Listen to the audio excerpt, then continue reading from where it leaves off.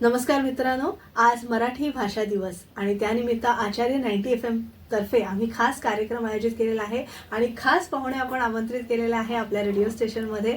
आणि आमच्या तिघींतर्फे तुम्हाला सुरुवातीला सगळ्या श्रोत्यांना आणि आमच्या प्रेक्षकांना मराठी भाषा दिवसाच्या खूप खूप मनपूर्वक शुभेच्छा.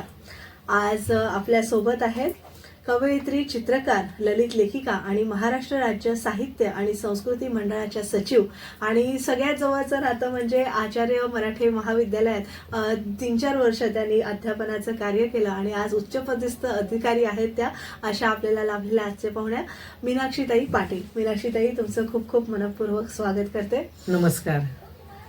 आणि आपल्यासोबत आहेत आपल्या व्हाईस प्रिन्सिपल जयश्रीताई जंगले मॅडम. मॅडम, तुमचंही मनपूर्वक स्वागत. आज मीनाक्षीताईंचा सगळा साहित्यिक प्रवास जाणून घेणार आहोत आणि आताच मला आम्ही थोडंसं गप्पा करत होतो तेव्हा कळलं, एक 15 वर्षाची मुलगी या साहित्य वेडाने गावाहून शहरात येते आणि आज उच्चपदस्थ अधिकारी म्हणजे जे स्वप्न उरी बाळगलं होतं ते पूर्ण होतं. तर तिथूनच एक सुरुवात करूया की काय त्यावेळी त्या मुलीला काय वाटलं की आपण ह्या क्षेत्रात झपाटले, कसं एक झपाटलेपणा म्हणतो ना आपण, साहित्य वेडाने झपाटला होता, ते कसं, ते काय बीज रोवलं गेलं त्याविषयी जाणून घ्यायचंय. छानच प्रश्न आहे तेजस्वी. गंमत आहे सगळी. माझं सगळं जे शालेय शिक्षण आहे ते 1ली पासून 10वी पर्यंत धुळे जिल्ह्यातल्या शिरपूर, सिंदखेड, अहमदनगर या तालुका ग्रामीण भागात झालं. योगायोगाने खूप चांगले शिक्षक मिळाले आणि वाचनाची आवड, घरातलं वातावरण, आई वडील दोघेही चांगले वाचणारे, त्यामुळे सतत वाचन असायचं. वृत्तपत्रात एकदा लोकसत्तेतनं तर्कतीर्थ लक्ष्मण शास्त्री जोशींची मुलाखत वाचायला मिळाली आणि लक्षात आलं की अरे आपल्या गावचे इथे. आणि आज यांनी वाईला म्हणजे विश्वकोश निर्मिती मंडळाचं कार्य, साहित्य संस्कृती मंडळाचे अध्यक्ष, मग एवढं मोठं जे कार्य उभं राहिलं तर एक आकर्षण निर्माण झालं की आपण भेटलं पाहिजे, गेलं पाहिजे वाईला आणि विश्वकोश कार्यालयाला भेट दिली पाहिजे, असं त्यावेळी मनात एक स्वप्न होतं. आणि लहानपणापासूनच साहित्याची आवड असल्यामुळे ठरवलं की आपण पुढे काहीतरी आपल्याला अधिक संधी कुठे मिळतील असा विचार चाललेला होता. तिथं तालुका प्लेसला इतकं काही हे नव्हतं, म्हणजे वातावरण असं वाचत होते भरपूर. पण मग लक्षात आलं, म्हणजे वृत्तपत्रातच सगळ्या गोष्टी, मुंबईत पुण्यात जे काही कार्यक्रम चालतात त्याच्या बातम्या यायच्या. तेव्हा रुपारेलची मुलं बोर्डात यायची सतत आणि त्यांना मग ती सुवर्णपदक हे ते वाचून म्हटलं काय ग्रेट, आपणही गेलं पाहिजे आणि आपल्यालाही सुवर्णपदक मिळालं तर किती छान होईल वगैरे वगैरे असं मनात आलं. आणि ठरवून मग मी 10वी नंतर रुपारेला ऍडमिशन घ्यायची ठरवली. मुंबईत आले, रुपारेला ऍडमिशन झाली आणि मी आता हल्ली लिहिलं पण आहे त्याच्याविषयी की ज्या 6 आर्ट्स नावाच्या वर्गात माझी ऍडमिशन झाली तिथंच मी एक स्वप्न बघितलं की आपण एक दिवस लेक्चरर झालं तर किती छान होईल. पुन्हा एक स्वप्न होते आणि गंमत असते म्हणजे की आपण एखादं स्वप्न बघतो आणि मला वाटतं एका अदृश्य स्तरावर आपलं मन आणि शरीर आपले सगळंच काम करायला लागतं वाटतं त्या दिशेने, असं मला वाटतं. सगळ्यांचंच म्हणजे असं घडत असावं, स्वप्नाची शक्ती असते ती.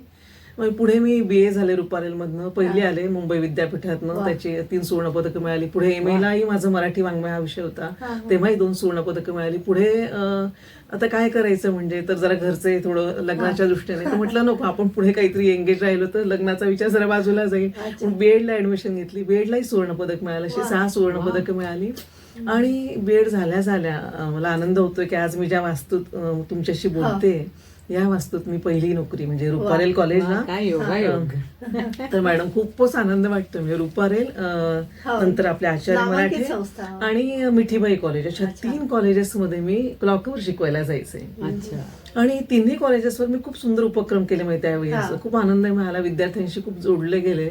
आणि मी म्हटलं आता मॅडमना आल्या की आम्ही त्यावेळी नाटकाची कार्यशाळा घेतली 1 महिन्याची, ज्याला सयाजी शिंदे वगैरे वगैरे अशी सगळी मोठी मंडळी आलेली. याच वास्तूत 1 महिना आनंदोत्सव होता अगदी असा. तर तुझ्या प्रश्नाकडे येते परत की अशी काही स्वप्न घेऊन मुंबईत आले आणि पुढे लेक्चरशिप चालली माझी. 5 वर्ष शिकवलं रुपारेलला, पण पुढे मी परमनंट काही झाले नाही. म्हणजे तर त्यामुळे मी एक MPSC दिलेली की आता मुंबईत राहायचंय, आपला सगळा खर्च वगैरे सगळा, नुकतंच लग्न झालं होतं तर ती एक MPSC दिली आणि ती पण मी पास झाले. आणि क्लास 1 ऑफिसर म्हणून लेखा व कोशागारी म्हणजे अकाउंट्स अँड ट्रेझरीच्या सर्व्हिसमध्ये सहाय्यक संचालक या पदावर मंत्रालयात रुजू झाले.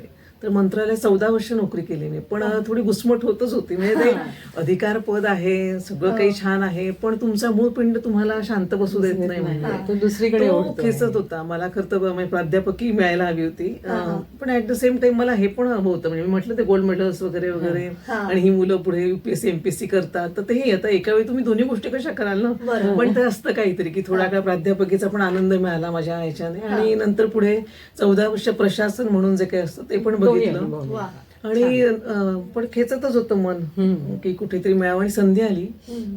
MPSC कडनं साहित्य संस्कृती मंडळाच्या सचिव पदाची जाहिरात आली, अर्ज केला, आणि माझी नियुक्ती 2010 पासून मी आज साहित्य संस्कृती मंडळाचे सचिव म्हणून कार्यरत आहे. हो, तोच धागा पकडून विचारावं असं वाटतंय की मराठी तुमचं महाराष्ट्र राज्य आणि साहित्य संस्कृती मंडळापर्यंतचा प्रवास हा कसा झाला ते जाणून घ्यायचंय. म्हणजे आता तुमचं कार्य कसं चालतं? म्हणजे मी साहित्य संस्कृती मंडळात 2010ला जॉईन झाले.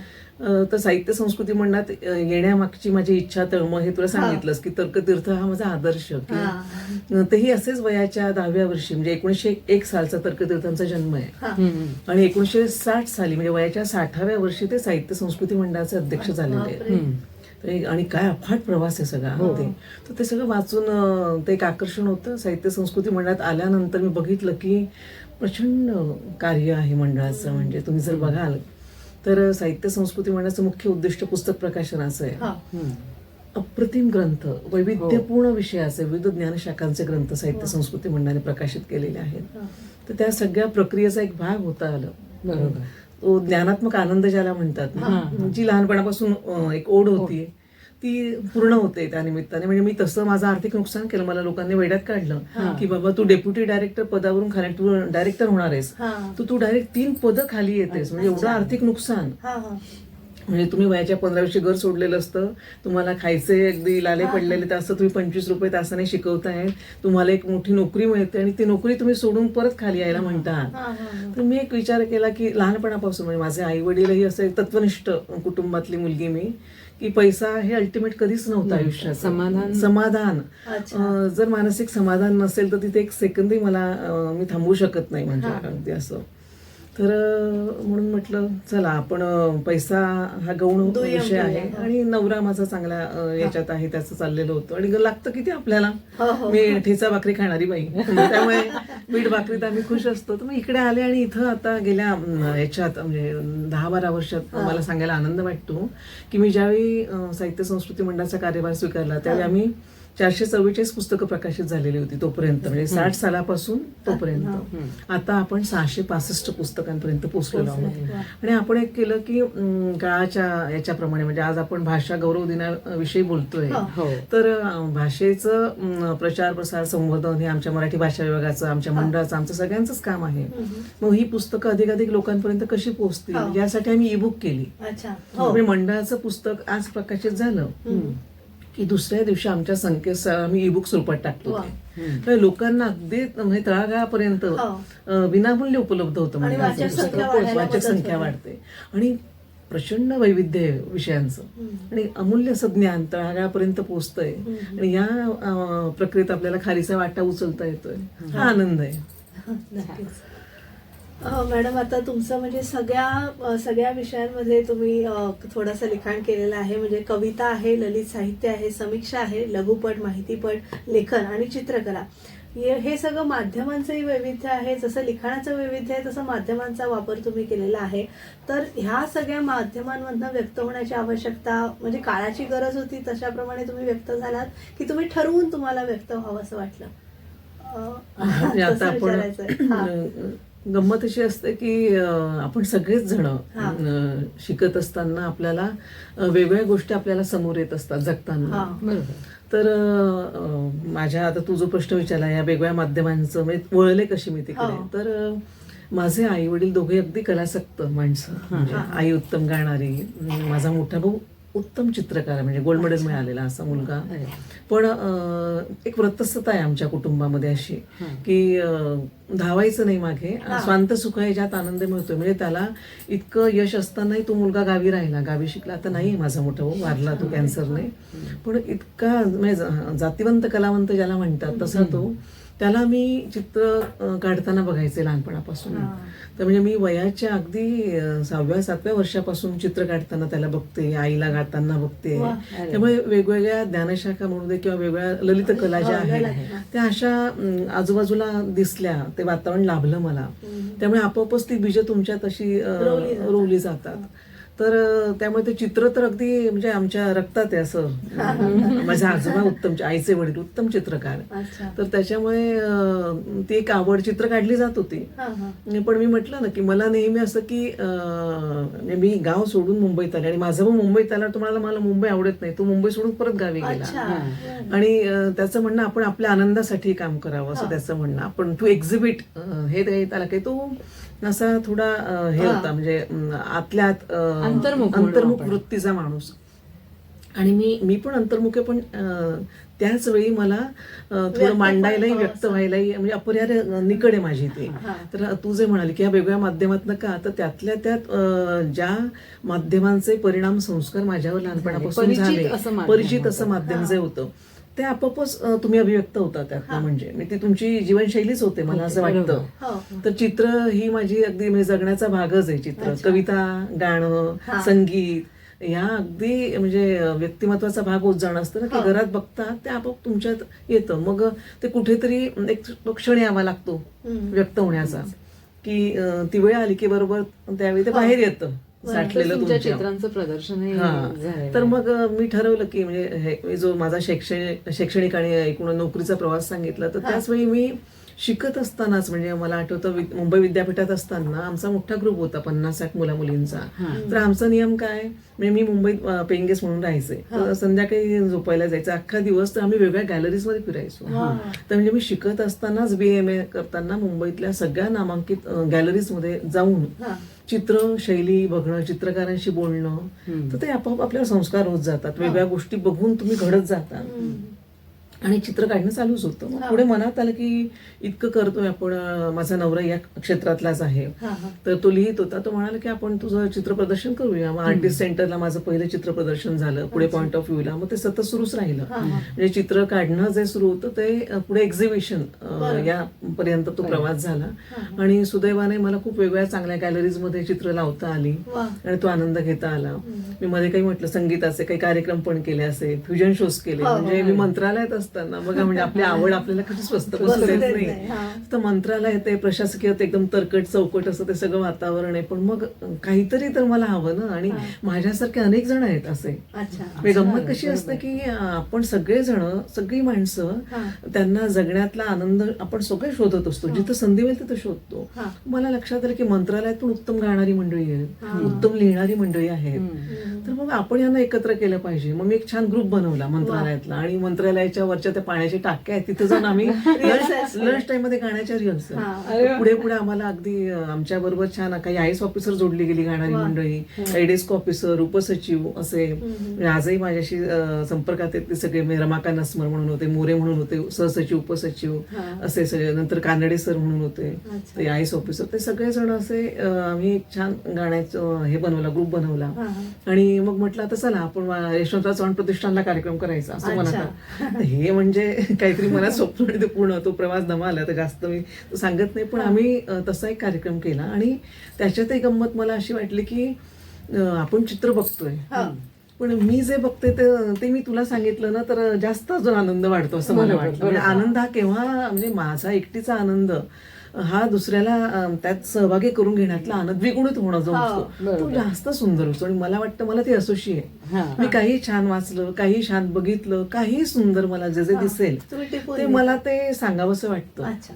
मग ते लिखाणातून येईल, चित्रातून येईल, वेगळ्या माध्यमातून येईल. म्हणजे जेव्हा आपण दुसऱ्यापर्यंत नेतो तेव्हा आपणही त्याचा आनंद पुन्हा घेत असतो.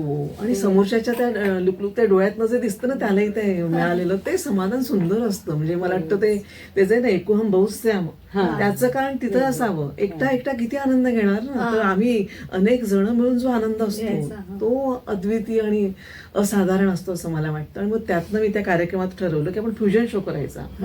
तर आम्ही मंत्रालयात कृष्णमाचारी बोस हा एकदम आंतरराष्ट्रीय स्तरावरचा मोठा चित्रकार, त्याला बोलवलं आणि रियाज कुमू त्यालाही इन्व्हाइट केलं की आम्ही गाणी म्हणू आणि तुम्ही लाईव्ह पेंटिंग करा. तर हा मंत्रालयातल्या अधिकारी कर्मचाऱ्यांनी मिळून केलेला कार्यक्रम आणि त्यात 2 आंतरराष्ट्रीय स्तरावरचे चित्रकार लाईव्ह पेंटिंग करतात असा एक अद्भुत अनुभव मंत्रालयातल्या सगळ्या अधिकारी कर्मचाऱ्यांना मिळाला. तर ते खूपच सुंदर कार्यक्रम झाला तो. आणि तसे आम्ही अजून बरेच कार्यक्रम केले. मग पुढे मंत्रालय सुटलं, इकडे साहित्य संस्कृती मंडळात आल्यानंतर मंडळाचे, शासनाचे आणि असे स्वतःचे असे काही कार्यक्रम चाललेले आहेत. तर विविध माध्यमातून व्यक्त व्हावंसं का वाटतं, तर ते संस्कार झाले माझ्यावर आणि ती बीज पण आहेत, आवडही आहे, त्यामुळे त्यातनं व्यक्त होत गेले त्यावेळी. कसं होतं, वर्तमानपत्र आता लोकसत्ता, महाराष्ट्र टाइम आपल्याला सदरं लिहावी लागतात. म्हणजे जर सदरं लिहायचं म्हटलं की आपण ते कसोशीने लिहायला जातो, तसा थोडंसं होतं. पण अदरवाईज कसं त्यांना आपल्याला सहज जे उपलब्ध होतं किंवा सहज जिथून जावंसं वाटलं त्या मार्गाने त्या गेल्या आणि एक सुंदर कलाकृती झाली. असं सहज झाला हा सगळा प्रवास असा. म्हणजे पण आपण शाळेमध्ये किंवा कॉलेजमध्ये असताना सगळे बाबा बोरकर किंवा वसंत बापट किंवा नादो मानोर अशा सगळ्या शांताबाई शेळके यांच्या कविता वाचत असतो. आणि असं होतं की आता तुमच्या कविता सगळ्या पाठ्यपुस्तकात अभ्यासाला आहेत. तर हा एक आनंद सोहळा आहे नाही का आयुष्याचा. तर त्याविषयी आता म्हणजे असं आपल्या साहित्याचं सुद्धा इतर मुलं वाचतायत आणि आपला आनंद घेत आहेत आणि ह्या सगळ्या कवींच्या श्रेणीमध्ये आपण आहोत. हा एक जीवनाचा म्हणजे काय कृतार्थतेचा क्षण आहे. आता त्याविषयी थोडस जरा सांगा, कसं वाटतंय आज? खूपच सुंदर. म्हणजे लहानपणापासून म्हणजे मी एक करायचे की आपला शाळेचा पहिला दिवस असायचा त्याच दिवशी माझं मराठीचं पुस्तक पूर्ण वाचलं. मला अनेकांचा अनुभव आहे. इतकी सुंदर पुस्तकं होती ती आणि इतक्या सुंदर कविता होत्या त्यावेळेच्या. म्हणजे की त्या लयबद्ध कविता, गेयता, बालभारतीतल्या बालभारती म्हणजे आपल्यासाठी आज सगळ्यांसाठी अगदी हृदयचा ठेवा आहे. तर त्यामुळे इतक्या म्हणजे रथी महारथी एवढे महान कवी आहेत आणि आपणही असं लिहावं, आपलंही कधीतरी अभ्यासाला यावं असं म्हटलं ना. हे स्वप्न मनात होतंच आणि ते योगायोगाने पुढे झालं पूर्ण. तुमच्या बाबतीत प्रत्येक स्वप्न ही सत्याची पहिली पायरी असंच व्हावं. पण गंमत अशी असते की म्हणजे आपल्याला कुठे थांबायचं आहे आणि कुठे जायचं नाही हे पण एक गमतीशीर भाग असतो. म्हणजे मी BA ला असताना काही निवडणुकांमध्ये गेले मी राजकारणात. हा, तर मी म्हणजे संपूर्ण मुंबई विद्यापीठातल्या 156 कॉलेजेसवर गेट मिटिंग्स घेणं, इलेक्शन करणं, प्रॉपर मी UR होते मुंबई विद्यापीठाची BMA ला. तर पुढे अशी संधी होती ती. पण एक ठरवलं की आपला मूळ पिंड जो आहे खूप करावं असं अनेक गोष्टी वाटतात आपल्याला, आकर्षण अनेक गोष्टींचं असतं. पण आपल्याला आपली ओळख आपल्याला आपण ओळखत असतो स्वतःला की माझ्या क्षमता मर्यादा मला ज्ञात असतात.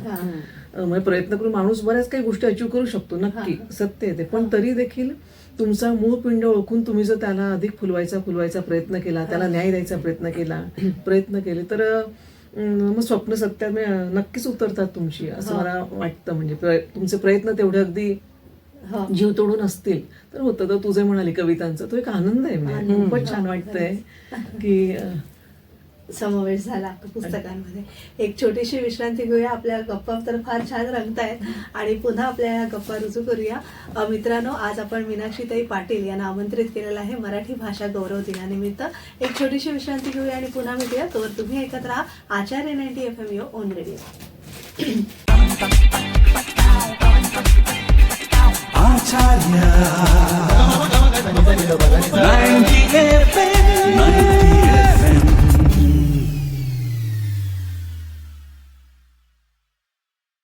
विश्रांतीनंतर तुम्हा सगळ्यांचं पुन्हा एकदा स्वागत. तुम्ही ऐकत आहात आचार्य 90 FM यो ऑन रेडिओ आणि आज मराठी भाषा गौरव दिनानिमित्त आपण मीनाक्षीताई पाटील यांना आपल्या आचार्य 90 FM स्टुडिओमध्ये आमंत्रित केलेलं आहे. माझ्यासोबत आहेत आपल्या आचार्य मराठी महाविद्यालयाच्या व्हाईस प्रिन्सिपल जयश्रीताई जंगले मॅडम.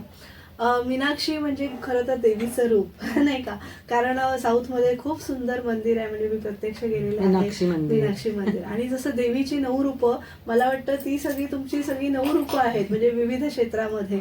आणि फार छान वाटते अशी असं सगळं, म्हणजे 9 रूपं काय, मला वाटतं त्याच्यापेक्षा जास्ती रूपं आहेत. म्हणजे गृहिणी पण आहात आणि एक एवढ्या सगळ्या मोठ्या उच्च पदस्थ कार्यकारी मंडळावर आहात.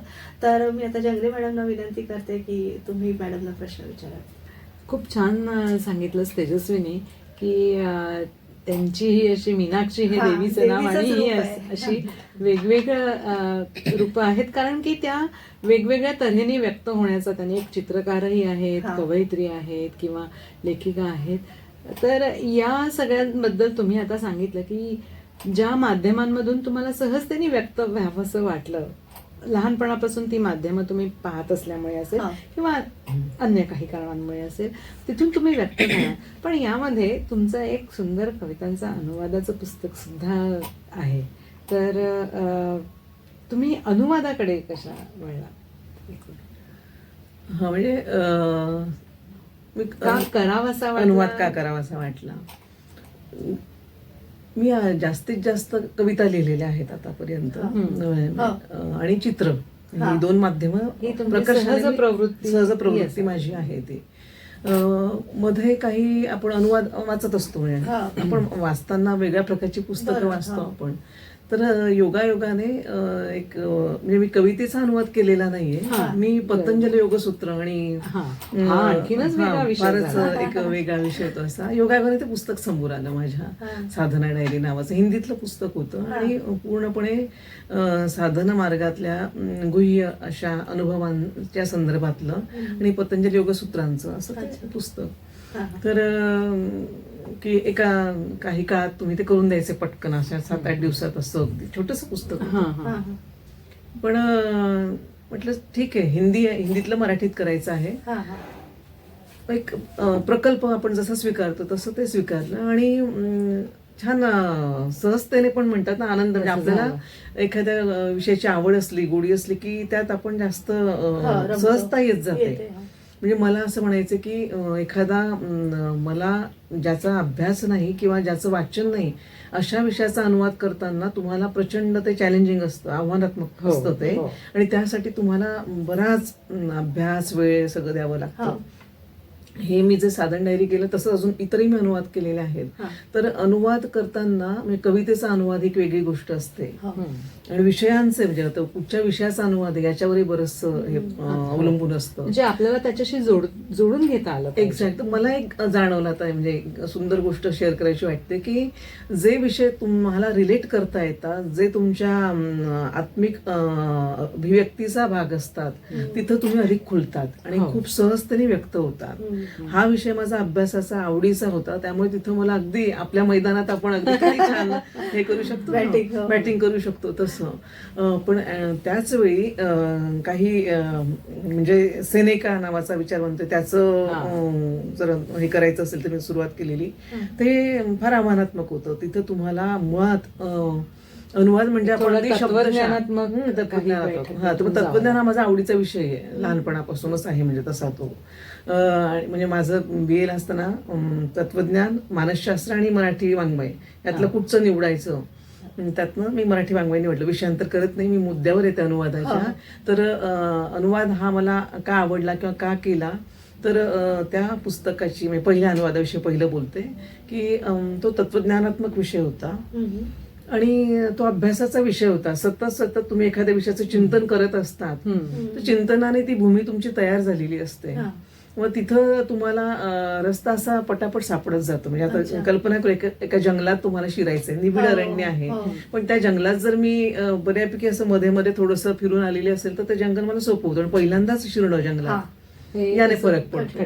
तर ह्या विषयाच्या जंगलात मी तशा त्या पायावाटा जरा बऱ्यापैकी माहिती असल्यामुळे मला धम्माल आनंद मिळाला त्या अनुवाद करताना. पण मी म्हटलं दुसरा विषय जो सेनेकाचा, तिथं मात्र तुम्हाला की नवीन विषय असताना त्या विषयाची पूर्ण पार्श्वभूमी समजून घेणं, मागचं पुढचं सगळं समजून घेऊन, आणि मुळात अनुवाद म्हणजे काय, तर एका भूमीतलं रूप तुम्ही दुसऱ्या भूमीत लावणार असतात. ते रुजलं पाहिजे, जगलं पाहिजे, बहरलं पाहिजे, ही मोठी जबाबदारी तुमच्यावर असते. ते केव्हा घडतं, जेव्हा तुम्ही तितका न्याय आणि तितक्या सहजतेने त्याला रुजवाल तेव्हा ते घडतं. आणि मग तिथं तुमची कसोटी असते मग ते बरोबर अनुवादकाची. मुळापासून काढलं काढलं गेलं पाहिजे. म्हणजेच मुळापर्यंतच पोहोचून तो पोचलं विषय पाहिजे, कळलेला विषय असेल. कळला पाहिजे. म्हणून मी म्हटलं, मला नेहमी जाणवतं कुठच्याही अभिव्यक्तीमध्ये तुमचं चिंतन जितकं प्रगाढ तितकी तुमची अभिव्यक्ती सहज, सुंदर, अप्रतिम होते. वरवरचं असेल तर ते तितकंच वरवरचं उथळ येतं. मात्र मुरलेलं, रुजलेलं, खूप का असं मुरलेल्या लोणच्यासारखं असं ते चांगल्या पद्धतीने येतं. अनुवाद करायलाही आपण आज ठरवलं आणि उद्या बसलो असं नाही. त्या अनुवादासाठी तुम्हाला ती भूमी तयार करावी लागते. ती भाषा तुम्हाला आकळली पाहिजे, त्या भाषेच्या मुळापर्यंत जाता आलं पाहिजे. आणि शब्दशः अनुवादाला अर्थ नाही म्हणजे नेमकं त्या माणसाला काय म्हणायचंय, त्याचा अर्क, भावार्थ नेमका तो जर आला नाही तर मग ते अगदी शब्दशः झालं तर ते पोचत नाही, यंत्रवत होतं अगदी अगदी. आणि पोचत नाही ते वाचकांपर्यंत. आणि आपल्यालाही समाधान मिळत नाही खरं तर म्हणजे. आणि जेही करू ते आपल्या समाधानासाठी केलं की दुसऱ्यांना नक्की समाधान मिळतं त्याचं. तुमच्या काही कविता किंवा हे वाचताना हा अनुभव येतोच की अतिशय सुंदर. मी काही कविता ज्या तुमच्या वाचल्या, विशेषतः तुम्ही ज्या वेळेला स्त्री विषयक काही सांगता तेव्हा अगदी आतून आलेलं असतं ते आणि अगदी सहजपणे तिथे व्यक्त झालेलं असतं. ते कुठेतरी आत पोहोचतं. आता कवितांवर आपण आलेलोच आहोत, तर मला त्याच्याविषयी तुम्हाला एक प्रश्न विचारायचा आहे की तुमचं आत्ताच नवीन एक पुस्तक आलेलं आहे, उत्तर आधुनिकता आणि आजची मराठी कविता. तर आता T.S. एलियट यांनी म्हटलेलं आहे की कवितेबद्दल म्हणताना की it is a fusion of past and present. तर तुम्हाला मराठी कवितेविषयी काय वाटतं? मराठी कविता आजची ही एकूण गतकाळाचा तिचा जो काही तिचं संचित आहे तिच्याशी नेमकं कोणत्या प्रकारचं नातं सांगते? छान प्रश्न विचारला आणि आवडीचा आणि आपल्या सगळ्यांचा जिव्हाळ्याचा प्रश्न आहे हा. मला नेहमी म्हणजे व्यक्तिशः माझं असं आकलन आहे की आपण काळ हा अखंड असतो. आपण आपल्या सोयीसाठी काळाचे तुकडे पाडतो. म्हणजे कालची कविता, आजची कविता, उद्याची कविता, असं खरं नसतं. म्हणजे एक काळाचा अखंड प्रवाह आहे. आपण असे छान त्या नदीसारखे वाहतो. त्यामुळे कवितेच्या बाबतीतही जर आपण बघितलं आता आपल्याकडे, म्हणजे माझ्या त्या उत्तर आधुनिकता आणि मराठी कविता या ग्रंथात मी जे म्हटलंय की आपल्याकडे 60 म्हणजे 60च्या अगोदरची कविता, म्हणजे इंग्रजी शिक्षणानंतर आपले लोक जे लिहायला लागले, म्हणजे अगदी केशवसुतांपासून ची कविता, पुढे रविकिरण मंडळाचा टप्पा असेल आणि मग पुढे 60 आणि 60 नंतर आता नवोत्तरी, असे 3 भाग जे काळाचे आपण सोयीसाठी ते 3 भाग केलेले आहेत. तुम्ही जे म्हणता की त्यात काय नातं किंवा काय एकूण काय फरक दिसतो किंवा काय आहे एकूण त्या कवितेचं, तर त्या काळाच्या म्हणून काही गरजा असतात किंवा त्या काळाचा एक स्वभावधर्म, युगधर्म असतो. तर आपण नवीनच इंग्रजी शिकलेलो आहोत आणि नवीन मूल्यांचा परिचय आपल्याला झालेला आहे.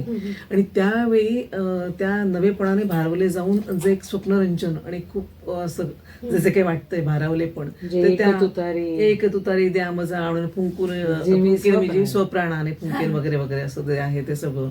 पुढे रविकिरण मंडळाची कविता असेल तर 60 कवींना ते रंजनवादी वाटत होतं.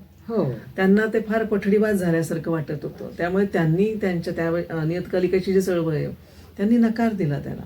आणि 60 पिढी ही स्वचे प्रश्न विचारणारी म्हणजे जागी झालेली, म्हणजे दोन्ही महायुद्धानंतर आणि एकूणच औद्योगिकरणानंतर जे संपूर्ण जागतिक पातळीवर जे बदल झाले त्या सगळ्या बदलांचा परिणाम सगळ्या जगण्यावर जो झाला त्यातनं स्वचे प्रश्न आहेत ते 60 मर्ढेकरांची कविता ही प्रातिनिधिक त्याची आपण म्हणायला अगदी अगदी अगदी अगदी मी एक मुंगी तू एक मुंगी म्हणताय तर म्हणजे मुंगी पण आलेलं आहे आपल्याला वगैरे वगैरे. किंवा मग त्यांच्या कवितेत कितीतरी दिवसात नाही गेलो चांदण्यात असं नॉस्टॅल्जिया पण येतो.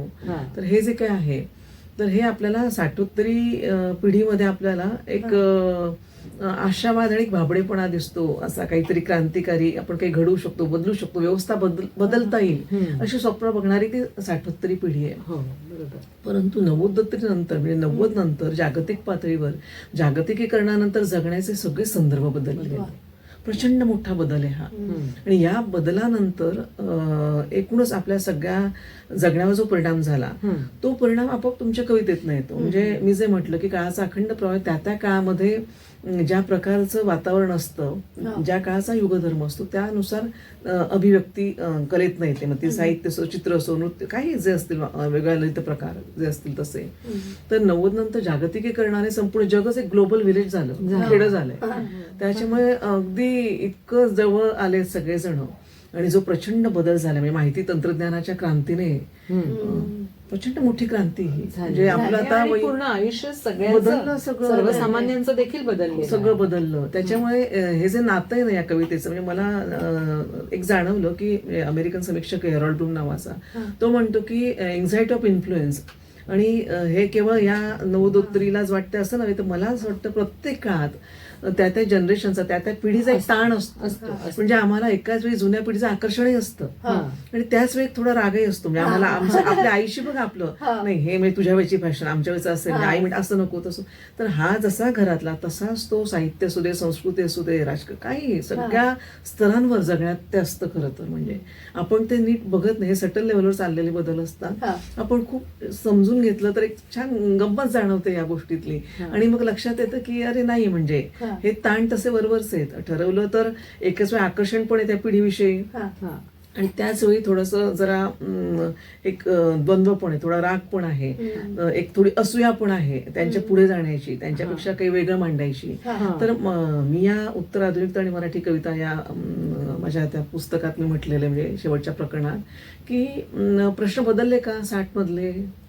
तेव्हा औद्योगिक क्रांतीनंतर जे काही जगण्यात बदल झाले, कामगार वर्गाचं उदय, हे ते सगळं, कारखाने आणि भांडवलशाही वगैरे वगैरे, आज प्रश्न बदलले का, तर प्रश्नांचं स्वरूप बदललं. आता कॉर्पोरेट कंपन्या आल्या, त्यावेळी मिल होत्या, आताचे वेगळे कामगार आहेत, बदलले, प्रश्नांचं स्वरूप बदललेलं आहे. त्याच्यामुळे फार काही असं नाही. फक्त एक म्हणता येईल आपल्याला की 60 मध्ये स्वचे प्रश्न होते, आता स्वच विखंडित झालाय.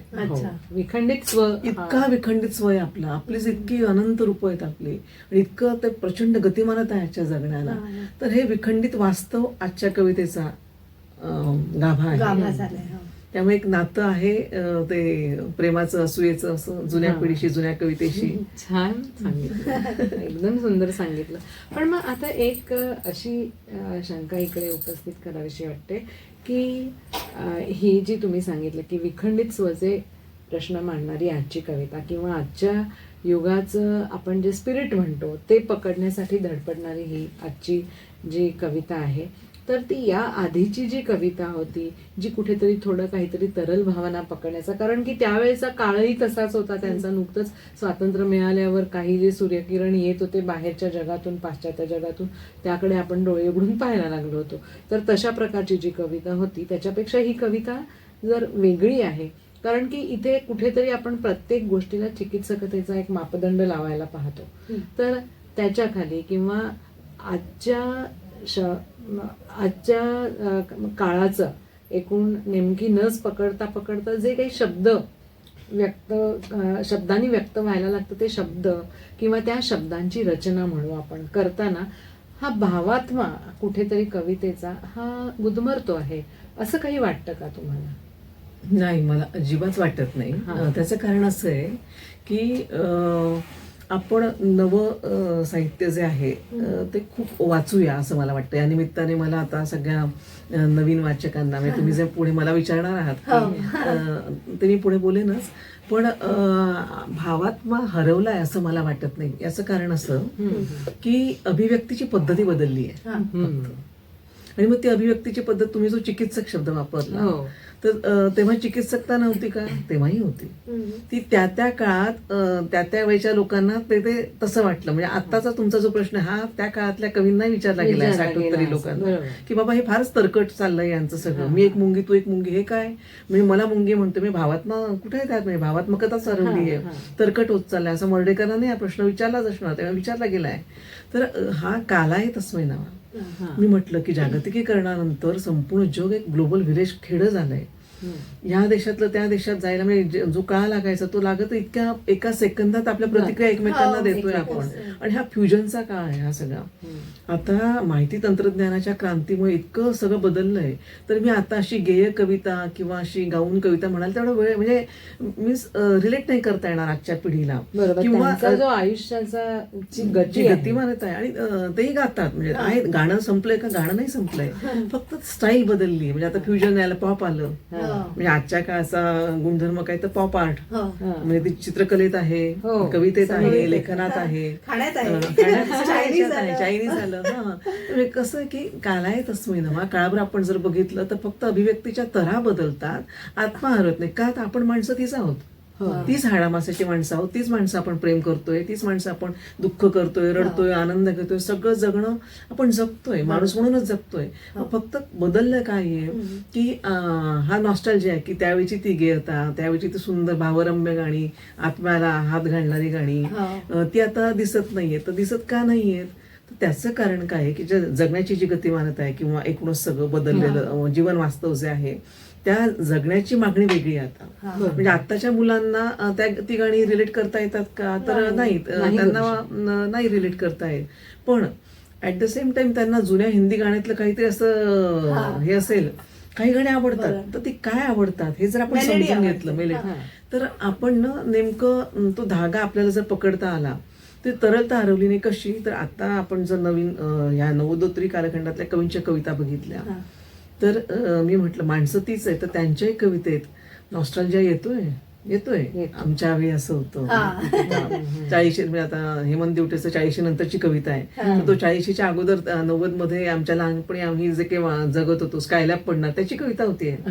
आम्ही जिलेबी खाल्ली असं म्हणतोय. किंवा त्याच्याच कवितेत एक मोहक नावाचा, म्हणजे माझ्या मुलाच्या शाळेत एक मोहक आहे, तो एक अमूर्त आहे. तो मोहक अष्ट म्हणजे काय? तर एका अमूर्ताचं एक सुंदर गोष्ट आहे जगण्यातली, तिचा शोध आहे. दिनकर मनवर हा मातीतली कविता लिहितो. खूप तरल कविता आहे त्याची. तर म्हणजे तरल, अत्यंत काय म्हणतात भावात्मक, तुम्ही जे म्हणजे भावात्मकता, अशाही कविता लिहिल्या जात आहेत. फक्त कदाचित त्या गेय नसतील, तालबद्ध नसतील, पण आजही तालबद्ध लिहिणारे कवी आहेत, गेय ते पण आहेत. म्हणजे कसं आहे की समाजात आज सर्व प्रकारची कविता दिसते.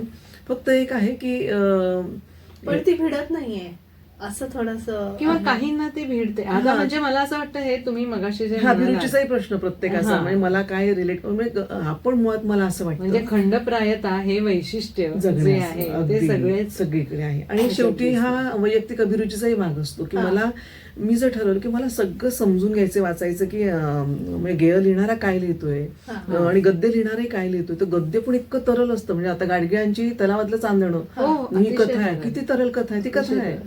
तर म्हणजे तरलता, गेयता आणि गद्यता या सीमारेषा तशा वेळोवेळी धुसरही होतात. आपल्या जगण्यातनं गेयता हरवणं शक्यच नाही. माणूसपणाचं लक्षणच येते म्हणजे. आणि ती तुमच्या गद्यात्मकतेत देखील एक तरलता असते, ती येते, कवितेत येते, अनेक कवितांमध्ये दिसते ती. तर त्याच्यामुळे तशी भावात्मकता हरवली आहे का? तर असं मला वाटत नाही. आहे फक्त ते वेगळ्या स्वरूपात म्हणजे मी अभिव्यक्ती बदललेली आहे फक्त, बस. मीनाक्षीताई, आता आपला हा विषय आजच्या युगाप्रमाणे अभिव्यक्ती अशावर आलेलाच आहे. तर मला आता तुमच्या पुस्तकांबद्दल काही प्रश्न विचारायचे. तर आपण पुस्तकातल्या तुमच्या पुस्तकांची जी शीर्षकं आहेत, जी नावं आहेत, त्याच्यात सुद्धा मला हे काहीतरी आजच्या युगाचं प्रतिबिंब म्हणून आपण दिसतंय. म्हणजे is it in your DNA? सर्वात प्रथम हे इंग्रजीतलं आहे शीर्षक, आणि त्याच्यानंतर हे डीएनए वगैरे या सगळ्या गोष्टी ज्या आज आपल्याला त्याच्याबद्दल आज आपण त्याविषयी बोलतो की म्हणजे आपल्याला माहितीये डीएनए हे काय आहे किंवा त्यात काय असतं, आणि ते तुम्ही त्याचं तुम्हाला हेच म्हणायचंय की हे तुमच्या मनाच्या गाभ्यात कुठेतरी आहे का, पण ते तुम्ही ते अशा तऱ्हेने मांडलेलं आहे. किंवा एक ललादेस ललबाय हे जे आहे, ह्या सगळ्या एक वेगळं काहीतरी आहे. आणि म्हणजे मला म्हणायचं शीर्षकापासून अंतस्थापर्यंत हा एक काहीतरी एक वेगळा प्रकार दिसतोय. तर त्याच्याविषयी तुम्ही जरा थोडं छान छान खूप सुंदर प्रश्न आहे हा. मी जे म्हटलं की आपण ज्या काळात वावरत असतो हा. त्या काळाला आपण व्यवस्थित समजून घेण्याचा प्रयत्न केला, त्याचे कंगोरे टिपायचा प्रयत्न केला, तर आपोआप ते तुमच्या अभिव्यक्तीत येत जातं. तर आता तुम्ही जो माझा पहिला कविता संग्रह is it in your DNA, हे नाव कसं आलं तर म्हणजे कविता लिहिल्या जात होत्या. मी आजच्या काळाची कविता लिहिते, आज मी जगते, भोगते, अनुभवते, ते माझ्या कवितेत येते स्वाभाविकपणे, प्रत्येकाच्या ह्याच्यात येतं ते. तर त्यावेळी अभिधानंतर प्रकाशनाने त्यांची काव्यस्पर्धा असायची. तर ही एक दीर्घ कविता मी लिहिली, is it in your DNA नावाची. आता हे शीर्षक का दिलं त्यावेळेला, तर त्यावेळी मुंबईमध्ये डीएनए पेपर लॉन्च होत होता आणि त्यावेळी मुंबईतल्या नाक्या नाक्यावर होर्डिंग्स होते, is it in your DNA, is it in your DNA. तर ते माझ्या कवितेची शेवटची ओळ की नाक्या नाक्यावर ते होर्डिंग मला खिजून विचारते, is it in your DNA. मला वाटतं काळाच्या म्हणजे प्रत्येक टप्प्यावर कोणत्याही काळात कोणत्याही संवेदनशील माणसाला, कलावंताला हा प्रश्न बरोबर अमूर्तातून, अतर्क्यातून विचारला जात असतो, is it in your DNA. ते मी सतत प्रत्येक वेळी होर्डिंगवर बघत होते की काय आहे माझ्या डीएनएत नेमकं, मी काय जगते, म्हणजे काय चाललंय माझ्या भोवतालात, आणि या भोवतालात आपलं असणं म्हणजे काय आहे नेमकं, कुठे आहोत आपण, आपल्या असण्याचं नेमकं काय करायचंय, कुठेतरी स्वतःचा शोध घेण्याची. आणि म्हणजे खरं तर ते आव्हान करतंय तुम्हाला प्रत्येकाला की इज इट इन डीएनए, म्हणजे तो प्रत्येकाला वेगळा प्रश्न येतो. म्हणजे तो एका कवीला वेगळा आहे, का लेखकाला वेगळा आहे, का कामगाराला वेगळा आहे, प्रत्येकाला वेगळा येतो की तू नेमकं तुझं असणं काय आहे बाबा, तू काय करतो तुझ्या असण्याचं. ही जी माझी दीर्घ कविता आहे मोठी, तिला पुरस्कार मिळाला अभिनंतरचा, त्या कवितेत मी म्हणजे मुंबईत मी जे म्हटलं 15व्या वर्षी मी मुंबईत आले, तिथपासून ते मंत्रालयात नोकरीला लागले, तो सगळा प्रवास माझा चरित्रात्मक कविता आहे ती, प्रॉपर चरित्रात्मक कविता आहे ती. आणि is it in your DNA ते होर्डिंग मला विचारते आणि मी त्या कवितेतनं सांगते की काय माझ्या डीएनएत येत नेमकं. थोड्या कवितेच्या ओळी सादर केल्यात तर आवडेल. इज इट इन युअर डीएनएचा आपण आता मी जे म्हटलं की ते होर्डिंग आपल्याला पावलोपावली विचारते की तुझ्या डीएनएत काय आहे, तर मी म्हटलं माझा तो चरित्रात्मक प्रवास सगळा त्या कवितेत आलेला आहे. त्या कवितेची शेवट जो आहे की मग मी गाणी म्हटली, चित्र काढली आणि लगेच झाली बदली. तर तुम्हाला खूप काही करावं असं वाटतं आहे आणि जसं काही तुमचं करणं काही विशिष्ट गोष्टीशी जोडलेलं आहे असं काही लोकांना वाटतं आणि तुमची एका ठिकाणी दुसऱ्या ठिकाणी बदली होते. चला समजून घेऊया, बदल हा सृष्टीचा आहे नियम, सर्व काही बदलतं हे मात्र कायम. हे मात्र कायम. पुढे म्हणते की जागा बदलतात, खुर्च्या बदलतात, पण खुर्चीवर बसणाऱ्याने बदलायचं नसतं, आतल्या जागल्याला हाकलायचं नसतं. माणूस माणसात नव्हतं, म्हणजे खुर्ची नुसती बसायची जागा आहे, तिच्यात अडकायचं नाही, अशा प्रकारचं सगळं त्यात एक चिंतन आलेलं आहे. आणि म्हणजे मला मी म्हणून काही प्रश्न विचारते आहे, मला व्यवस्था म्हणून काही प्रश्न विचारते आहे, आणि एकूण संपूर्ण या कालप्रवाहाचं माझं जे ठिपका म्हणून जे अस्तित्व आहे ते मला विचारते की काय आहे. असा सगळा तो प्रवास त्या कवितेत आलेला आहे. तर ते शीर्षक देण्याचं कारण असं की आवडलं फार ते, आणि ते इतकं समकालीन कंटेम्पररी असं काहीतरी होतं त्यामुळे. आणि त्या कवितेचा पूर्ण विचारच तो असा, प्रत्येक ओळ मला विचारते is it in your DNA, आणि वाचकाला विचारते, म्हणून ते शीर्षक दिलं त्या संग्रहाला. आणि पुढचे ललबाईचं पण एक आहे की माझ्या कविता जर बघितल्या तर मी अगोदरच्या काही प्रश्नांवर उत्तर देताना म्हटलं की तुम्ही जे काही अभ्यासलेलं असतं, वाचलेलं असतं, मुरवलेलं असतं, चिंतनाने तुमच्या ह्याच्यात चिंतन झालेलं असतं, तेच तुमच्या ह्याच्यातनं अभिव्यक्त झालं तर खूप ताकदीने होतं. तर माझी सगळी कविता किंवा एकूणच माझी अभिव्यक्ती जे काही आहे, चित्रातली असू दे, कवितेतली असू दे, कशातली असू दे, त्याच्यामागे विचार आहे आणि खूप म्हणजे अगदी वर्षांचा विचार येतो, म्हणजे अगदी माझ्या बरोबर तो विचार असा असं असं पुढे चाललाय आणि तो असा चिंतनातनं आलेला विचार आहे. आणि तो चिंतनातला विचार त्याच वेळी माझ्याशी संबंधित आहे, म्हणजे माझी कविता आणि मी वेगळी नाहीये, माझी चित्र आणि मी वेगळी नाहीये, जी मी आहे तीच. आणि सगळ्यात महत्वाचं की मला एक लहानपणापासून मी म्हटलं की एका व्रतस्थ कुटुंबातनं आलेली व्यक्ती मी, कृती उक्तीत एकवाक्यता तुमच्या असणं, तुमच्या विचारातलं एक धागा सतत असणं, म्हणजे कुठेही तुम्ही स्वतःला छेद दिलेलं आहे असं काही असू म्हणजे ते येऊ शकत नाही, येणार नाही ते तुमच्या ह्याच्यात. तर ललदेत ललबाईपर्यंतचा प्रवास पहिल्या संग्रहातला, दुसऱ्या संग्रहातला, तर स्त्री जाणीवा ज्या काही आहेत, एक मुलगी म्हणून, एक बाई म्हणून मी 15 वर्षी घर सोडते, एका गावातनं आलेली एक मुलगी ते इथपर्यंत, तर बाई म्हणून माझा जो प्रवास असतो हा प्रवास तर आहेच आहे, पण याच्या पलीकडे माझ्या आईचा, माझ्या आजीचा हजारो वर्ष अनादी अनंत काळापासून स्त्री म्हणून आपला जो बायकांचा प्रवास आहे, या संपूर्ण कालपटलावर आपलं अस्तित्व काय आहे नेमकं, कशा पद्धतीने आपण आपल्याला वागवलं गेलंय किंवा आपण कशा पद्धतीने उभ्या राहिलो आहोत आणि कशा पद्धतीने आपण व्यक्त होत आहोत, हे सगळं सिंहावलोकन एका वेगळ्या पद्धतीने माझ्या कवितेत येतं असं मला सतत वाटतं. म्हणजे कुठची कविता अशी नुसता आजच्या काळाचा तुकडा नाहीये, म्हणजे जरी मी म्हटलं की समकालीन आहे, शीर्षकही आजच्या काळातली आहेत, पण त्याच वेळी ती एका फार मोठ्या मागच्या अनादी अनंत काळापासून त्या याला जोडलेली कविता आहे ती. आता ललदेत ललबाई, तर ललदेत ही एक काश्मीरी शैव संप्रदायाची 13व्या शतकातली कवयित्री.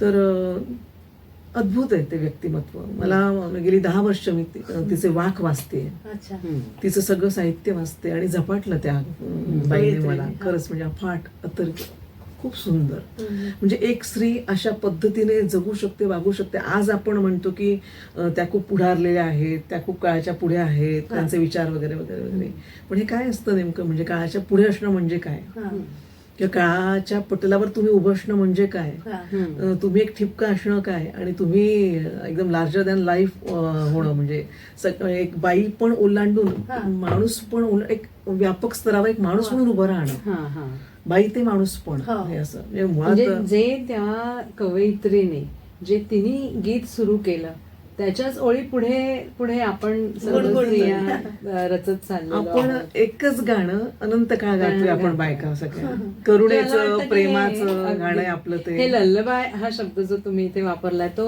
आपण म्हणू की एक आदिबंधासारखा अगदी कायम तेच आहे, तेच आहे, खरंच खरंच. खूप छान, खूप छान. आता असाच एक आणखीन एक तुमच्या पुस्तकाशी संबंधित प्रश्न विचारेन, कारण थोडस वेगळं पुस्तक आहे हे, ते म्हणजे खानदेशी भाषेतील म्हणी आणि वाक्प्रचार. तर आता मला असं वाटतं की ही बोली भाषा, खानदेशी भाषा अहिराणी असते ती, आणि तर तुम्हाला यांचं नेमकं नातं प्रमाण भाषा किंवा मराठी भाषा आपण जी प्रामुख्याने बोलतो ती, आणि हे तुम्हाला असं पुस्तक लिहावंसं वाटलं म्हणून मला हा विचार, कारण भाषा म्हणी हा म्हणी आणि वाक्प्रचार म्हणजे भाषेचा अगदी अर्क असतो, तर त्यात काय नातं आहे असं जाणवतं. छान.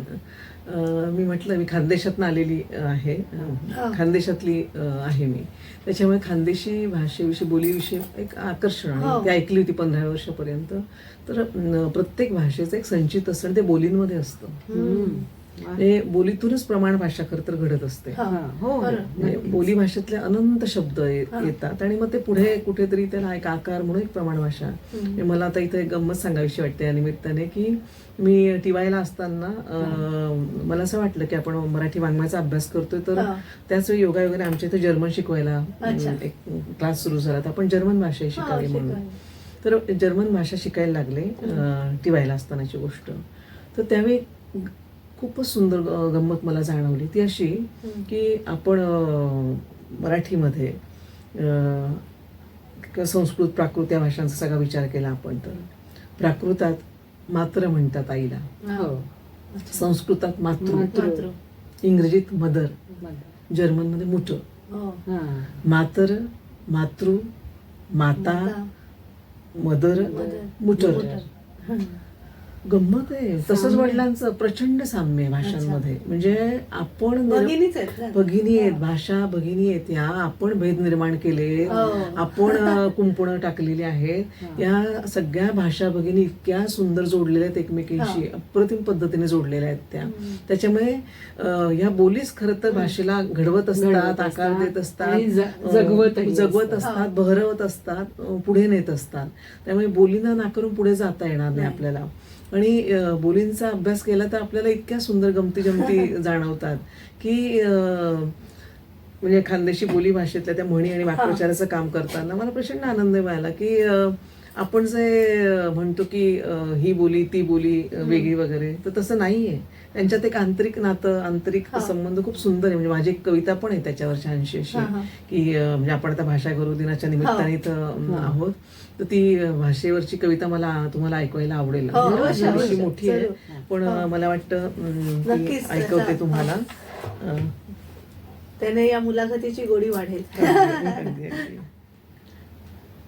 तुम्ही आलात आणि कविता नाही असं होऊ शकत. तिचं नाव आहे अभिजात. वा. खूपच घनगर्द आहे म्हणे भाषारण्य, हम्म. खूपच घनगर्द आहे म्हणे भाषारण्य, हम्म. आत शिरण्यासाठी असंख्य वाटांनी खुणावणार, हम्म. आत शिरताच सर्व दिशांनी चकवणार. अमावस्या पौर्णिमेला तर अजिबातच जाऊ नये म्हणे तिथं. नाचणाऱ्या, खिदळणाऱ्या, क्रंदणाऱ्या, गुंगवणाऱ्या गदारोळात तर माणूस ठार वेडा होतो म्हणे तिथं. वा. एकाने चोरून आणली तिथून पैंजण, तर तो पोहोचलाच नाही म्हणे कधी त्याच्या घरी, हम्म. पण अजूनही नाचत सुटलाय म्हणे रानमाळ. खूपच वेगवेगळ्या भाषांमध्ये वेगवेगळ्या कहाण्या असतात या भाषा अरण्याच्या. हा. खूप नाचून गाऊन थकल्या की मारतात म्हणे त्या गप्पा, आणि कधी चुकून त्यांच्या गप्पा चोरून ऐकल्यास तर होतो म्हणे माणसाचा दगड. हम्म. म्हणूनच सगळ्या लेण्या, गुहाशिल्प जंगलातच असावीत का? घनगर्द जंगलातला तो क्षणात दिसून गायब होणारा हलता डुलता जाळ कसले संकेत करतोय? ते पैंजणांचे आवाज, ती कुजबूज, ते आर्त स्वर का खेचतायत मला? ते आवाज माझ्याच आतून, माझ्याच भवतालातून तर येत नाहीत ना? हा. माझ्याच आत तर नाही ना हे भाषेचं जंगल. वा. मग या कहाणीतल्या अशा पुष्पांचं काय? हम्म. आता न भीता शिरलंच पाहिजे या भाषेच्या जंगलात. वा. हो माझा दगड, वा हो मुकवाचा, बोले ना मी आता माझीच भाषा. वा.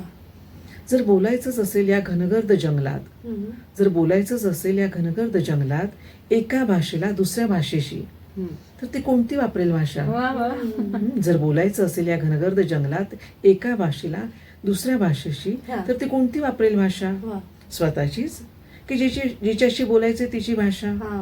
पण जर तिला येतच नसेल दुसरीची भाषा, तर मग उदास होऊन गुडघ्यात डोकं खुपसून बसेल का ती? वा. की खूप हातवारे करून डोळ्यांच्या भाषेत सगळं हृदय मोकळं करेल? की बसून राहतील त्या दोघी निशब्द, एकमेकींचा हात हातात धरून नि विरघळून जातील एकमेकांच्यात? की असं विरघळूनही त्या होणार नाही, निश्चेष आणि जिवंत राहतील एका वेगळ्याच भाषेत? विचारांच्या तंद्रीत ती शिरली भाषेच्या जंगलात, तर अर्ध्या आकाशात दिसत होती अमावस्या आणि अर्ध्यात पौर्णिमा. क्षणाक्षणाला बदलत होती दृश्य भाषेच्या पडद्यावरची. मंद मधुर संगीताचे स्वर पुसले जात होते ढोल ताशांच्या घोषणांनी, तर घोषणाही विरून जात होत्या बोल बोबड्या बाराखडीच्या स्वरांनी. आणि अचानक दोन दिशांनी धावत आल्या दोघी जणी. ह्याच की काय त्या 64 योगिनीतल्या दोघी जणी? म्हणे ती दगडासारखी थिजून बघू लागली एकटक. खूप वेगात धावत आल्यानं त्या दोघींच्या चेहऱ्यावर दिसत होता 1000 वर्षांचा थकवा. जवळून बघावं म्हणून थोडं पुढे सरकावं, तर तिचं दगड पण तिला हलू देत नव्हतं असं तिला वाटलं. पण लावलान जोर, अंतर हल्लं किंवा हृदय, आणि जास्तच वाचता येऊ लागल्या त्या दोघींचा चेहरा. मोजून ठरवलं तर चेहऱ्यांवरच्या सुरकुत्यांची संख्याही जाम जाम म्हणजे अगदीच 2.5-3 हजारावर जाऊ लागली. म्हणजे म्हातारी चांगलीच जुनी दिसते. भाषा म्हणजे म्हातारी चांगलीच जुनी दिसते म्हणता म्हणता दिसू लागली म्हातारी एकदम तरणी, आणि समोरची म्हातारी काही क्षण ही ती कितीही हे ओळख येईना. असा खूप वेळ आलटून पालटून रूप बदलायचा खेळ खेळून दमल्यावर हातात हात गुंफून बसून राहिल्या त्या निशब्द. आणि शेवटी एक एक शब्द गोळा करून त्यांनी आपापली शब्द फुलं माळली एकमेकींच्या केसात. सांगितल्या गेल्या वेळच्या भेटीच्या एकमेकींनी रुजवलेल्या शब्द फुलांच्या कहाण्या. पण पुन्हा दिली काही नवी शब्दबीज एकमेकींना भेट. आपापल्या प्रदेशात त्यांना रुजवायची वचनं देऊन त्या आल्या तशा निघून गेल्या वाऱ्याच्या वेगानं. खरंच खरंच खूप घनगर्द आहे भाषेचं जंगल. आज शिरण्यासाठी असंख्य वाटांनी खुणावणारं, आणि आज शिरताच सर्व दिशांनी तंद्रावणारं. कानावर आदळणाऱ्या भाषेच्या कोलाहलाने भंगून तंद्रा भानावर आल्यावर दिसले तिला माळ रानावर रानफुलांचे गुच्छ डोलताना, रानफुलांचे गुच्छ किती डोलताना. सुंदर. तर अशा भाषा असतात, अशा बोली असतात, हा. एकमेकींना घडवत असतात आणि एकमेकींना समृद्ध करत असतात भाषा बोली. असंच या निमित्ताने मला सांगावं असं वाटतं. अतिशय सुंदर, खूपच छान. मला वाटतं भाषा दिनाच्या निमित्ताने घेतलेल्या या मुलाखतीची सांगता अतिशय सुंदर अशा भाषेविषयीच्या हो. कवितेने झाली. नक्की. अगदी पण छान. जाता आता एक अगदी आवर्जून तो एक प्रश्न विचारा असं वाटतोय. तो म्हणजे आता महिलांचाच विषय आपला झाला तर फार अशा हातावर मोजण्याएवढ्या आपल्याकडे कवयित्री आहेत. म्हणजे हातावर मोजण्यासाठी अशा म्हणेल की काही आपल्या म्हणजे ह्याच्यात आल्या नाहीत, आपल्या वाचनात आल्या नाहीत म्हणतात, किंवा समाजाने थोडं दुर्लक्ष केलं असं सुद्धा त्यांच्या बाबतीत झालं असेल. पण तरी सुद्धा जसा मी मगाशी म्हटलं तसं बाबू बोरकर, कुसुमाग्रज यांचा म्हणजे उदोदय नसेल ते प्रकाश होतात आले, तसं काही महिला म्हणजे अगदी बहिणाबाई, शांता शेळके, इंदिरा संत एवढीच नावं आपल्याकडे आहेत महिला साहित्यिका म्हणून. तर एक महिला साहित्यिका होण्यासाठी थोडं मार्गदर्शन करावं. आणि का आपण उपेक्षितच राहिलो, महिला आधी उपेक्षितच राहिल्या आणि थोडं मग त्यांचं कार्य किंवा लिखाण आपल्या साहित्य क्षेत्रात झालं नाही त्या विपुल प्रमाणात, किंवा झालं असेल तर ते थोडं दडपून टाकलं गेलं, असं काही तुमचा विचार आहे का याबाबतीत? नाही, मुळात अशा वर्गीकरण करणं मला पटत नाही. महिला आणि पुरुष, मुळात आपण साहित्य बीज आपल्यातलं जे आहे ते फुलवलं पाहिजे. भरण्यासाठी आपल्याला काय करणं गरजेचं आहे याचा पहिला विचार केला पाहिजे. मग ती स्त्री असो की पुरुष असो, कुणी दोघांनाही उत्तम साहित्यिक होण्यासाठी आपण काय करायला हवं हा पहिला विचार करायला पाहिजे. तू जे म्हणते स्त्रियांच्या संदर्भात ते एक वेगळं राजकारण आहे, तो एक वेगळाच विषय आहे. त्याला अनेक कंगोरे आहेत. तो विचार करण्यासारखा आणि त्याच्यावर आपण बोललं पाहिजेच. म्हणजे त्याची कारणं आहेत. पण मुळात मला असं वाटतं, त्याचं उत्तरही मला सांगावं असं वाटतं की मुळात मी स्त्री आणि पुरुष असं न बघता एक माणूस म्हणून स्वतःचा विचार केला आणि मला पुढे जायचंय, मला व्यक्त व्हायचंय, मला माझी जागा निर्माण करायची आहे. हे जर कुणी पुरुषाने किंवा कुणी स्त्रीने ठरवलं तर मला नाही वाटत जगातली कुठचीही ताकद कोणाला अडवू शकेल. आपण कमी पडतो, स्त्री म्हणून कमी पडत असू, पुरुष म्हणून कमी पडत असू, व्यवस्था तिच्या पद्धतीने राजकारण करत असते. दडपशाही सगळीकडे आहे. पुरुषांनाही दडपलं, स्त्रियांना जास्त प्रमाणात दडपलं जात असेल. नक्कीच आपण अनुभव घेतो वेगळ्या स्तरांवर त्याचा. ते सत्य, ते नाकारता येणार नाही. पण मला असं वाटतं, प्रयत्नांची पराकाष्ठा केली, तुमचे प्रयत्न प्रामाणिक असले तर नक्कीच तुम्ही काही ना काही तुमची जागा निर्माण करू शकता. तुमच्या मार्गात येणारे अडथळे तुम्ही कसे दूर करायचे आहेत आणि अशा पद्धतीने उभं राहायचं की तुमची दखल घेण्याशिवाय पर्यायच राहणार नाही. आता हे कसं जमेल तर त्यासाठी सगळ्यात मेहनत मलाच घ्यावी लागेल. मी पुरुष असो स्त्री असो, मला प्रचंड वाचलं पाहिजे, मला सजग राहिलं पाहिजे, मला समकालीन वास्तव समजून घेता आलं पाहिजे. मी जितकं वाचेन, जितकं मुरवेन, जितकं साठवेन आतमध्ये, खूप साठलं की आपोआप ते अंतरीचे धावे स्वभावे बाहेर ते येतं. मग तिथं स्त्री पुरुष मर्यादा संपून जातात. मी ललितचा जो उल्लेख झाला ना, तर ती बाईपणाच्या पलीकडे गेली, एक निखळ माणूस झालेली. या स्तरापर्यंत पोहोचायचं असेल आपल्याला तर आपल्याला अनेक मर्यादा, अनेक कुंपणं आपणच भिरकावली पाहिजेत. ती बाईपणाची असतील, कसली अजून अनेक गोष्टींची असतील, ती कुंपणात आपल्याला अडकायचंच नाहीये. मला एक निखळ माणूस म्हणून स्वतःला अधिक समृद्ध करायचंय. मग मला समृद्ध करण्यासाठी काय, मी कविता करते, मी गाणं लिहिते, मी नाचते, मी शिल्प घडवते, मी गृहिणी आहे, मी जे करेन त्यात मी परफेक्शन अंतिम टोकापर्यंत पोहोचायचा प्रयत्न करेन. हे जर ध्येय ठरवलं तर मला नाही वाटत काही अडथळा तुम्हाला येऊ शकेल. उत्तम साहित्यिका होऊ शकते. आणि असं कोण म्हणतं की आपल्याला जुन्या साहित्यिका, आजही उत्तम कवयित्री कल्पना दुधा ग्रामीण भागात राहिली, ग्रामीण भागातून काम करते, उत्तम कविता लिहिते. प्रज्ञादया पवार चांगल्या लिहित आहेत, नीरजा आहे, खूप नवीन मुली पण उत्तम लिहित आहेत. मला एक सतत वाटतंय, म्हणजे या निमित्ताने आता भाषा गौरव दिनाच्या निमित्ताने मी सगळ्यांना आग्रहाची विनंती करेन की भरपूर वाचूया आपण आणि शोध घेऊया आपण, की कुणी असं वंचित राहू नये, दुर्लक्षित राहू नये. ती स्त्री ना पुरुष कुणीच जो उत्तम लिहिणार आहे त्याच्यापर्यंत आपण पोहोचूया. म्हणजे आपल्याला आपोआप सापडेल, चांगले लेखक सापडतील, वाचक सापडतील, नव्या वाटा सापडतील, नवे साहित्यिक आपल्यापर्यंत येतील. स्त्री पुरुष कुणी असतील. नक्कीच, खूप सुंदर. मीनाक्षीताई, आज मराठी भाषा गौरव दिनानिमित्त खास तुम्ही आमंत्रित होतात आणि खूप सुंदर आपली मुलाखत म्हणण्यापेक्षा गप्पा आपल्या रंगल्या, त्याबद्दल तुमचे मनपूर्वक धन्यवाद. आणि वेळात वेळ काढून आम्हाला मार्गदर्शन करण्यासाठी तुम्ही नक्की यावं अशी मी तुम्हाला विनंती करते. आणि माझ्यासोबत होत्या जयश्री जंगले मॅडम, आपल्या आचार्य मराठी महाविद्यालयाच्या व्हाईस प्रिन्सिपल. तुमचेही आभार. आणि अशीच एक छान अशी मुलाखत आणि एक छानसा विषय घेऊन तुम्हाला पुन्हा भेटायला येतोय. तोवर तुम्ही ऐकत राहा आचार्य 90 FM यो ऑन रेडिओ. धन्यवाद. मनापासून धन्यवाद तुम्हा सगळ्यांचे.